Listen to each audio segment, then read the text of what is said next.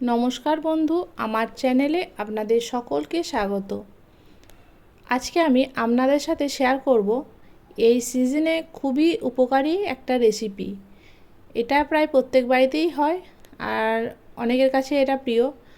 এমনকি যাদের ডায়াবেটিস আছে তাদের জন্য খুবই উপকারী এই খাবারটা।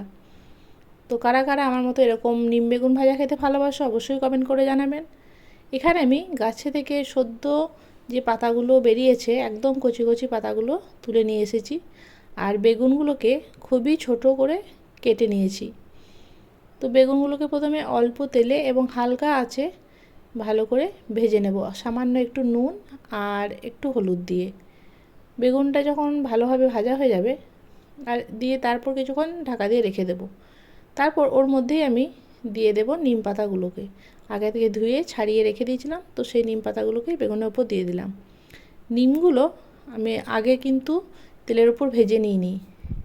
এইভাবে একবার ভেজে দেখবেন, খেতে খুবই সুস্বাদু হয় আর বেগুনের সাথে খুব ভালোভাবে মিশে যায়।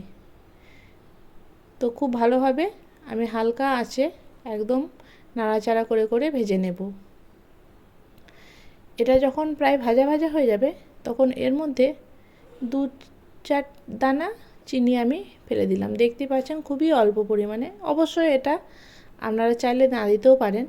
তো আমি এখানে ব্যালেন্সটা ঠিক রাখার জন্য দিয়েছি। তো তৈরি হয়ে গেছে নিম বেগুন।